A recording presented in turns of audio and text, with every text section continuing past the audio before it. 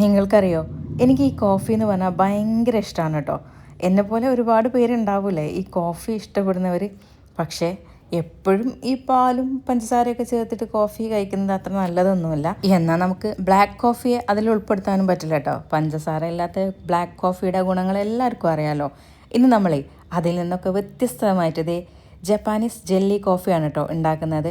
ഭയങ്കര ഈസിയാണ് ചെയ്തെടുക്കാൻ, നല്ല ടേസ്റ്റിയാണ്. നല്ല ചൂടത്ത് ഇതുപോലെ തണുപ്പിച്ചൊരു ജെല്ലി കോഫി കുടിച്ച് നോക്കൂ. അതിൻ്റെ ഒരു ഫീല് വേറെ തന്നെയാണ് കേട്ടോ.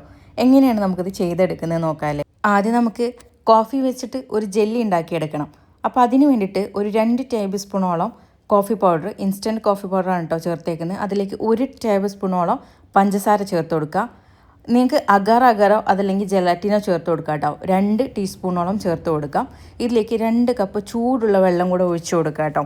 ചെറിയ ഗ്ലാസ്സിനാണ് നിങ്ങൾ ഉണ്ടാക്കുന്നതെങ്കിൽ ഇതിൻ്റെയൊക്കെ പകുതിയൊക്കെ അളവ് മതിയാവും കേട്ടോ. ഇത് ഞാൻ വലിയൊരു ഗ്ലാസ്സിലാണ് കേട്ടോ ഉണ്ടാക്കിയെടുക്കുന്നത്. അപ്പോൾ ഇനി നമ്മൾ ഈ ഒരു ജെലാറ്റിൻ ഉണ്ടല്ലോ, അത് നന്നായിട്ട് ഒന്ന് ഇതിൽ ഈ ചൂടുവെള്ളത്തിൽ കിടന്നിട്ട് നല്ല പോലെ അലിഞ്ഞ് വരണം കേട്ടോ. അതുവരെ നമ്മൾ ഇതുപോലെ ജസ്റ്റ് ഒന്ന് ഇങ്ങനെ മിക്സ് ചെയ്ത് കൊടുക്കുക. ഇടയ്ക്ക് ഇങ്ങനെ ഇളക്കി കൊടുത്താൽ മതി. ചൂട് ആറുന്നതിൻ്റെ മുൻപ് തന്നെ ഇത് നന്നായിട്ടൊന്ന് ഇതുപോലെ ഇതിൽ മിക്സായിട്ട് വരണം കേട്ടോ.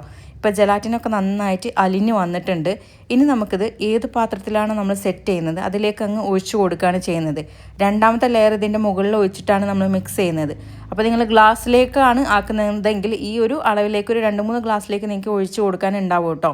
ഇതിപ്പോൾ വലിയൊരു ഗ്ലാസ്സാണ്, അതുകൊണ്ട് ഞാൻ അതിൽ തന്നെയാണ് സെറ്റ് ചെയ്യാൻ വെക്കുന്നത്. ഇപ്പോൾ നമ്മുടെ ജെല്ലിയൊക്കെ സെറ്റായി വന്നിട്ടുണ്ട്. ഇനി നമുക്കിതിലേക്ക് സെക്കൻഡ് ലെയർ ഒന്ന് ഉണ്ടാക്കിയെടുക്കണം.